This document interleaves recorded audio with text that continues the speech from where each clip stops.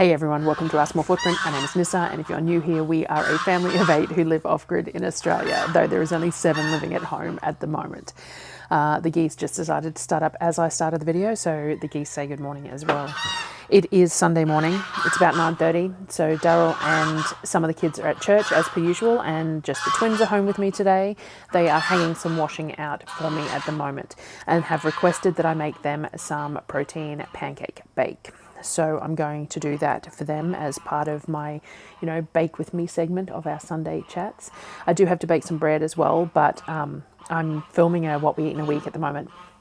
Everyone really loves them, and I find them really hard to film because I have to remember to keep the footage for each day of the meals separate to anything else I'm doing and things like that. But I've been working at it for this week, so I've got like 5 or 6 days done. So we just need a couple more days.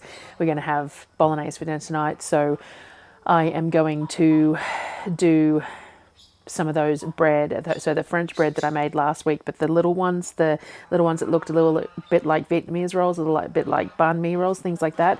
I'm going to try replicating that shape and smaller size, and then use them for garlic bread for the kids to have with bolognese tonight. So I am going to do them today, but I'm not going to do them on this particular camera video. But I am going to make pancake bake, which is in part of the what we eat in a week anyway, because we make it regularly, but I am going to do that as my sort of bake with me today. We've sort of mastered exactly how the kids like it now, and it works every time. I haven't had a fail in a long time, unless I've forgotten to put ingredients in. But otherwise, on Sundays is normally our catch-up chat videos. Now, I was supposed to go to the Thermomix training yesterday for the TM7. I did earn my 7, and I could have collected it yesterday at the training, but the training was in Ipswich, Brisbane area. And I kind of lose 2 to 3 days if I have to go to Brisbane. And it's only been 4 weeks since my last groceries, so I didn't want to do my groceries this week either. It was too close. We have too much stuff still to work through and everything else. And the cost of fuel and the time, and there's just a lot going on at home. So to lose 2 or 3 days at the moment, it would have been really difficult. It just would have made life really difficult. So unfortunately, I'll have to do my training online, and didn't get to see everyone down there, but that's fine. But also means that I don't have my TM7 yet, but I assume it'll be posted. I'm not entirely sure how it'll work, but we will get there when we get there. And the 6s are still available for the next week, with the $680 trade-in and the $1,000 worth of free stuff and everything else. There's 1 more week left before you can no longer buy a 6. So if anyone was still on the fence about that, you can feel free to contact me and I'll help you out. 7s are still on pre-order, looking to come in. I think it was the 3rd of June, 5th of June, something like that. First week in June, the 7s would be looking to be shipped or ordered as a in-stock rather than a pre-order. So there's my little Thermomix spiel there. I also wanted to say, so I will try and find all the comments where people are so I can reply to them, but Naturally Sweet got back to me. So Naturally Sweet is the brand of sweetener that I buy, and they sell these big 2.5 kilo bags of the monk fruit erythritol blend. So this is what I tend to buy. These are, I think it's 52 for these, so they're still like massively more expensive than sugar, but we use far less of it than sugar, and that's why I still use raw sugar for the kids, because they're kids, they're active, they're, and I don't use huge amounts of sugar, so I'm okay with it. But we do buy this to use for the keto type snacks or just to reduce sugar in certain things, and this is one of the best prices I can find that comes in a nice big bag, so less packaging. Now, I did have a code for them for a while, and then it expired, and I got on to her the other day and asked if we could have a fresh code, and so the fresh code is Nyssa5. I'll put it in the description, so the people who were after a code to try out Naturally Sweet, that is available for you to get a discount on these to give it a go. I highly recommend them, and they've got free shipping over a certain dollar value as well, and they sell some of the water drops and things like that too, so definitely worth giving this brand a go, because I find it really good and it's a good price compared to a lot. I still buy allulose from iHerb for certain uses, because allulose doesn't have that slightly cooling effect that erythritol does, and sometimes in a hot product the erythritol can be a little bit odd, but I find that when it's mixed with the monk fruit it's not so bad. and it is less than xylitol. We don't use xylitol at all because it's poisonous to dogs, so I don't want the chance that the dogs can get into it. But so the erythritol monk fruit is my choice, and I prefer the blend. I don't particularly like erythritol on its own. I like it with the monk fruit, and the allulose is a bit the same. Allulose and monk fruit's quite nice as well. But again, you can't buy allulose direct in Australia at the moment, so I buy it off iHerb. But this is what I use predominantly because it is more expensive, the allulose. But it does, it is better for like caramelizing and things like that. So I put that code in the description. That was something I had to catch up on. We still haven't got our furniture put together. It has just been, I don't know, life has just been challenging. We are still working on putting the furniture together. I don't know, there has been a lot going on. I haven't done the exercise bike video that I really need to do because I've had the exercise bike for a while now, and I really need to do that sponsored video. And the biggest, I don't take many sponsored videos. A lot of it is because you have to do the video and then you have to submit it to them to approve it.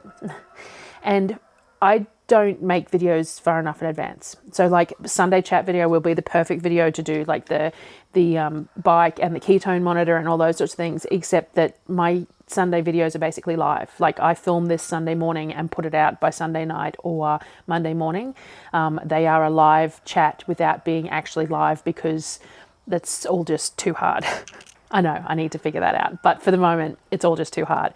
So I normally refuse sponsored videos unless they're ones where I don't take payment for them, and I don't, on generally speaking anyway, but where I'm receiving the product only and I just have to use the product. So it's about, I get it either the product free or discounted or whatever, and then I just have to continuously use the product and mention it, which is why Thermomix is so good, because I use my Thermomix every day, and so I'm signed up as a consultant, and there's certain things that I have to do behind the scenes to maintain my consultancy, and that's fine. But I make money off it just by people wanting to purchase it from watching me use it. And that is the kind of product that I really would prefer to promote rather than something that I have to create content around and get approved on. So there's only certain things that I accept that are very relevant to what we're doing. So this exercise bike, Darryl's using it every day, and it was perfect for what we needed.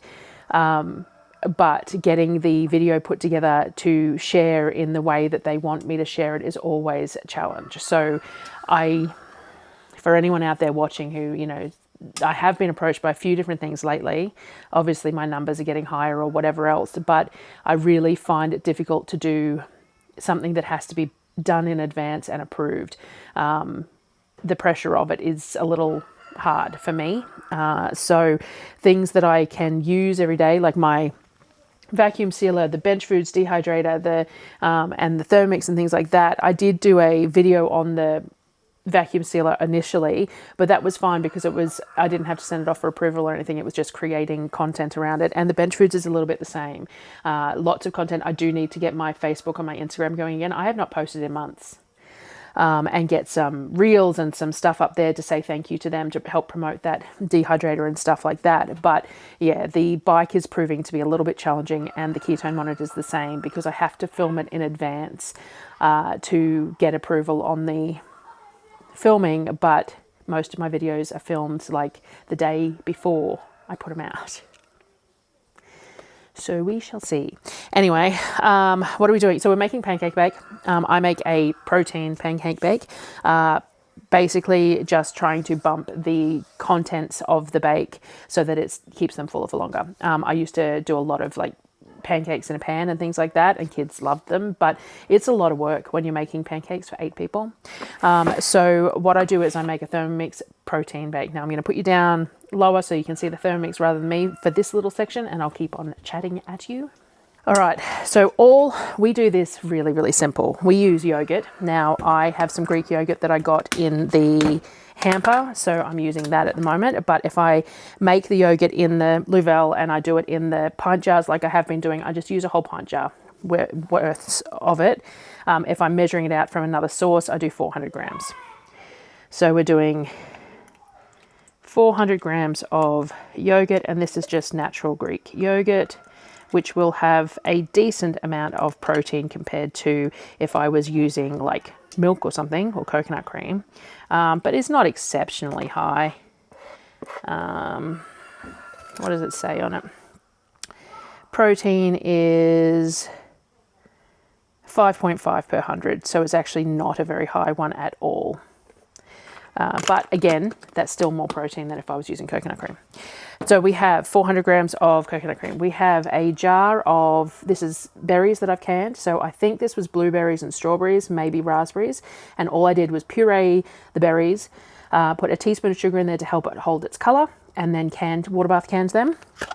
And they are just pureed, just pureed berries. So we use a jar of those. So that's 250 gram jar. So we end up with around about 600 grams of liquid between the yogurt and the fruit, which is what we're aiming for, 600 grams of that. We then do 6 eggs.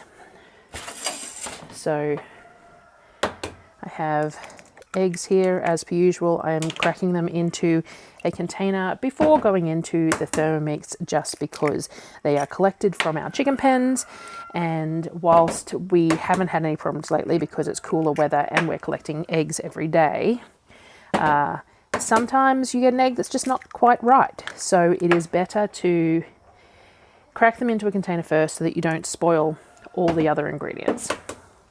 So we have 6 eggs going in.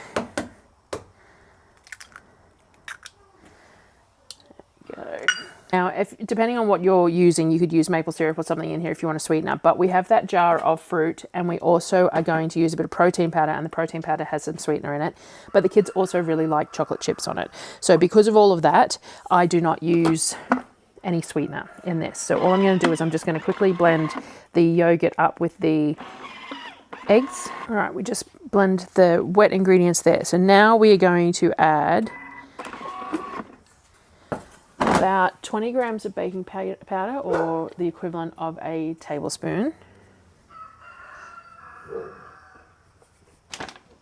We have just this vanilla Macromike protein powder that I'm using. I really should stop promoting them because they didn't want me to, they wouldn't let me be an affiliate or whatever, but at the same time, it's what we use because it is a dairy-free, plant-based protein. They have peanut-based or almond-based, and they are the best that I have found texture-wise for the dairy-free ones. So, you know, anyway.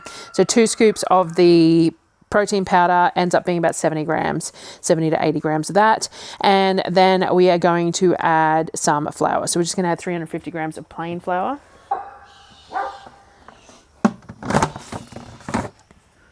Again, you could add some vanilla or something here if you wanted, but because we've got the vanilla protein powder and we've got the berries and stuff, I don't add any of that. And we're just going to mix it. I'm just going to scrape it down, make sure that all that flour and everything was blended through.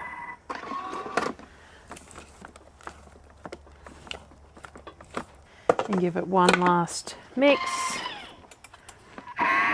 And then we just pour it in. So I use this cast iron pan, which is sort of equivalent to a 9 by 13, I suppose, which means it takes around about 40 minutes to cook. But it's just more convenient than using multiple pans. So, and the kids love chocolate chips on there. Completely unnecessary, totally optional, but they do really like them on there. So I just put a sprinkle over the top for them.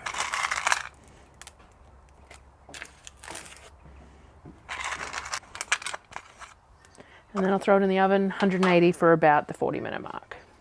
So that is in the oven. It'll be hot for the boys, warm for everyone else when they come back, and so that's cool. So anything else that we need to chat about? So what I try and do is I try and take note of questions that are asked in the comments throughout the week and then answer them in full on these videos if I can manage it. If I remember and that sort of thing. I do try and answer the comments as well, but I don't always get to all the comments lately. It's just gotten a little bit too much for me to get to every single comment these days, which annoys me, mind you, because if you don't at least heart a comment, then they stay as unread on my list, and I go scrolling back through them every now and again to try and make sure I haven't missed anything important and see comments that I really wish I had seen, but because there's so many missed, I missed them. But anyway, it was really nice when I used to be able to answer every single comment. So it was like, you know, when you have an email inbox and you read every single email, or you churn every single email out, and so your email inbox goes back to empty all the time. And mine doesn't. Mine has like 4,000 unread emails now, but it used to be something that I could do, and the comments, that used to be something I could do in the comments as well. I could read every single one, and it was always empty, same as my messaging inbox and all the rest of it. And half the time there is bunches of unread stuff there because I just haven't had time to go through and read and answer. And I won't read something if I don't have time to respond to it, because then I never come back to it either. So anyway, it's a challenge. It's a timing challenge for the moment. So questions over the week. I don't know if there has been anything particularly distinctive. We've discussed a little bit about the change of schooling with the kids, about going into hybrid homeschooling, and that's more just to have some more things open for them to access. So they have some online groups of, like Apollo joined the 3D printing group, and Sonnet joined a dog training group. And a lot of that is just, it's done through the school. So you know it's a safe space.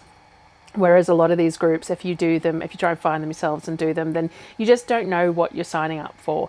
So a lot of this was just about that. The schooling itself is very similar to, like, it's a hybrid homeschool. So it means that whilst you have to submit work every week to show that you're actually completing the work, you can run the work pretty much however you want, to a degree, obviously. As there is to a degree for all homeschooling, there is still a structure to how you need to complete things.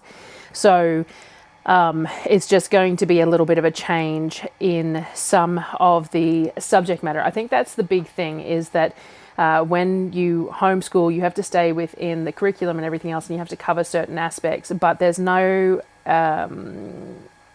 like languages. They're doing Japanese through this school, and that's the compulsory language other than English, and it's only compulsory from grade 5, but the younger kids have Japanese classes as well, and we can choose to be assessed on those or not, because it's not compulsory. But we haven't started languages very much with the younger boys yet, but Sonnet and Apollo were both quite far into the languages that they had chosen in our things, and Apollo was doing German and Sonnet was doing Spanish, and now they both have to do Japanese as part of this schooling. And whilst it's not a bad thing to learn more languages, it's not the language they would have chosen to have learnt, and so it's adding on another workload that is required through this system that I wouldn't otherwise have done.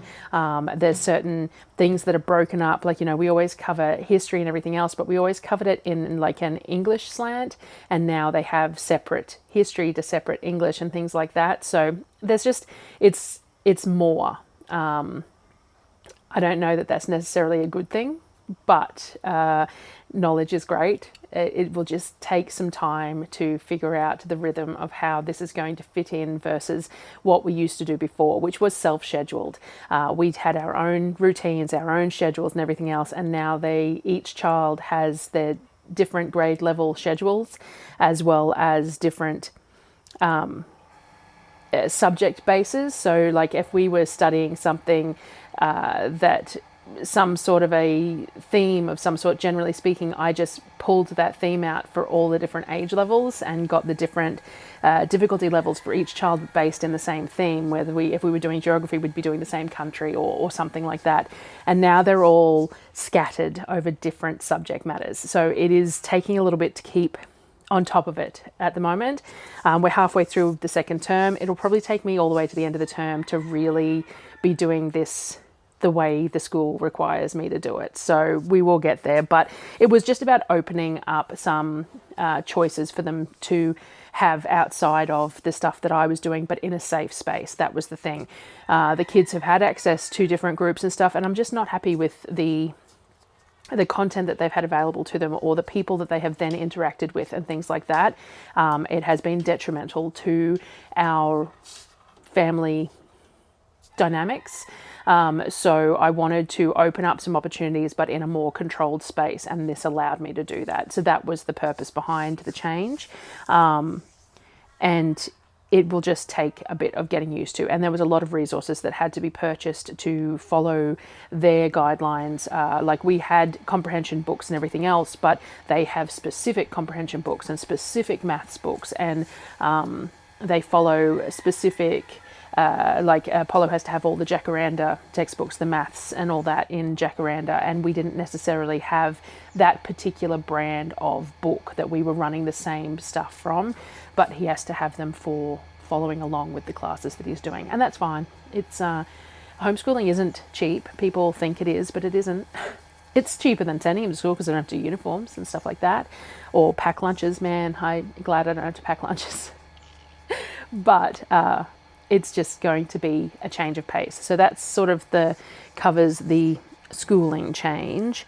What else have we discussed? In regards to the diet and everything else, as I said, I really need to do the exercise bike and the ketone monitor as videos so that I can share that as well, and share some more about the health and everything through that. That was the plan, was to do like the keto updates and stuff as part of those promotional videos for those items, which is why a Sunday chat video would be the best one to do it. But as I said, I do these pretty much live, so I don't know.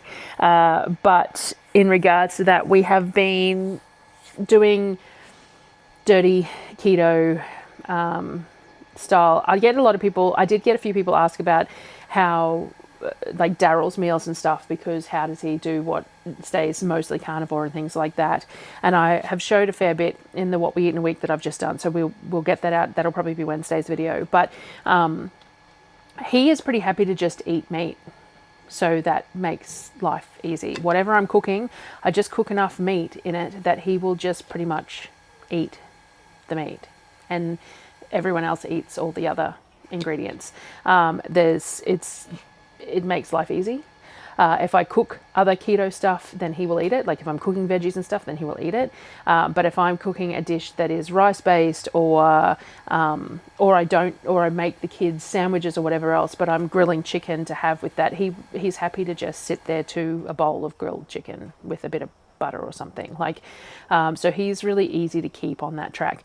I find it more difficult because I get bored, really bored. But also, I think I saw the discussion about being a foodie on keto, and that it makes it really difficult because the ingredients that you need to try and replicate some of the stuff are quite expensive, and then it seems like pointless and things like that. I actually think they were talking about veganism at the time, that he was a vegan, and that it got to a point where, because he's a bit of a foodie, he was spending a fortune on these ingredients to make these foods because he really just wanted to make these foods, but to make them vegan was that much more difficult. And the keto's a little bit the same.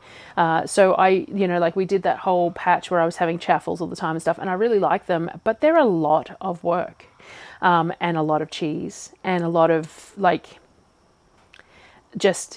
I know, but mind you, someone who doesn't bake bread probably finds baking bread a lot of work too. So I think that's a view skew there a little bit too, because I find baking bread super easy, and eating bread super easy. But the chaffles and stuff, they were just such a chore to make. And then I tried making you've seen me try and make a bunch of different sweets type things over the months, and most of them were a fail, and using expensive ingredients, and it just didn't work. The latest one that I made a couple of times, and I've finally got it exactly how I want it, are the chocolate Quest style biscuits, and they're perfect now, and that is what I'll stick with. So I've got these Quest style keto almond flour biscuits that are working wonderfully as just to have as a side to my coffee. I would like to buy a new ice cream scoop so I get them smaller, because I think we should have them smaller. But other than that, they are low carb. They're like 1.5 gram carb per biscuit. So, and they're a little bit of a protein boost, not too much, but a little bit. So, any protein's a good thing when you're slack like me with eating. But in general, we are still mostly keto, Darryl and I, but we're not as strict anymore. Like we had pizza the other night, and just made homemade pizza bases, and just did that because, again, the ground chicken pizza base, it's okay. It's okay. It's very edible. It's a lot of work. And the fathead one's the same thing. It's expensive ingredients. It's a lot of work. You have to bake the base before you can. And I know making homemade pizza in a pizza oven and stuff like that is probably a lot of work for a lot of other people, but it's something that I've been doing for so long, for 8 people, that it really is just such a simple process for me. And adding in the extra process of like making a keto base as well, it's just too hard. So instead of having pizza, we would just have something else. If we were going to do keto carnivore, we just wouldn't have pizza. I just don't see the point in replicating it. But at the same time, pizza's really good, especially homemade pizza. So we've decided that certain times of the month or certain times when we're making certain things, we will just do it. I've also started, like we did green curry the other night, and I made the kids coconut rice, and we did cauliflower rice for Darryl and I. And what I do is I do like a quarter serve of the coconut rice with the cauliflower rice, and that makes me feel like I'm getting that creamy coconut rice with my curry, but it's a whole lot less carbs, a whole lot less calories and things like that. So we're still adapting how it works, and I get comments all the time that I've look like I've lost weight and everything else, but I actually haven't on the scales. I started this diet in October, and it wasn't for weight loss. That wasn't my intent. The diet was not done for weight loss. Darryl was, but mine was more just to. It's easier for us both to do it, partly, but also to see if it would help with inflammation and chronic pain and things like that. I have not had any particular results in any way. Nothing that is definitive at all. People say I look like I've lost weight, but I haven't on the scales, and that's fine. Obviously, I've dropped fluid by not eating carbs, because carbs make you hold fluid. But I have not lost any weight. I have not been able to reduce my meds. I've had to kick them back up again in winter like I normally do. My skin is still playing up really badly in various places. And yeah, so for me, I kind of feel like I'm torturing myself for no good reason. I would have to go complete elimination, I think, to really see if I could get some results, and I'm just not willing to do it. I'm not willing to go full carnivore, and I'm not willing to go full plant-based, and I'm not willing to... I did go whole foods for a while. Like a few years ago, I did the Whole30, and that worked quite well. But again, at this point in time, I just am not really willing to do it.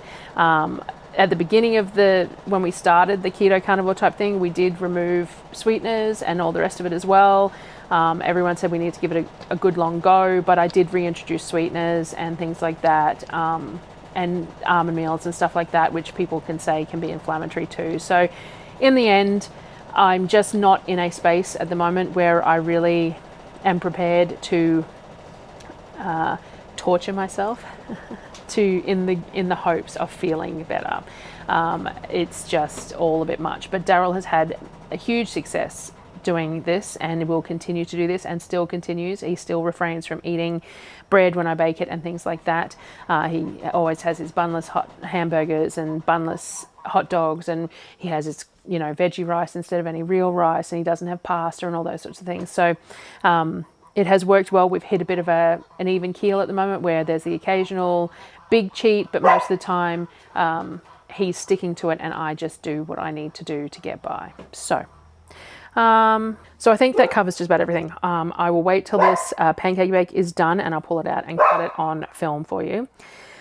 And then I will get this edited and sorted to be put out. So yes, questions, put them in the comments. I do try and answer them on these weekly videos. I don't always get to them, but I do try. And basically we're just going to keep plodding. I know each week I say I really need to do this, I really need to do that. I'm not going to this week, because it's not happening. Nothing is happening at the moment other than plodding. So we're just going to keep plodding for this week and keep going. The grocery trip is in a fortnight, which will be a 6-week trip. So we'll have a few videos next week of the whole planning and figuring out what I'm going to do, and reflecting on the past 6 weeks, considering that change from 10 weeks down to that shorter period. And I overbought a lot of things, but I also have some surplus of stuff. Like the pesto and stuff that I buy, there is plenty on the shelf because I just made all that spinach pesto and used all that as well. So I've now got spinach pesto in the fridge, in the freezer, as well as all the jars on the shelf. So there'll be plenty of that for another couple of shopping trips. And the adaptation to cooking for one less person is still an ongoing process. Like the pizza bases that I made 8 of the other day, because that's just what I do. But yeah, so I'm going to leave it there. And I will see you guys on the next video. Should be Wednesday, should be what we eat in a week, because everyone seems to love those. So I've been working hard at putting one together. And I will see you guys then. Bye. Alrighty, we have Pancake Bake. Perfectly cooked, though we have had some that have still been a little bit wet in the middle occasionally.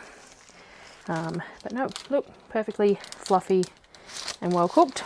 So all I do is I cut it up and the kids help themselves. Now, generally speaking, they go through this whole thing. Sometimes there's a couple of pieces left in the fridge, and they are happy to eat them cold. But in general, they consume the whole thing.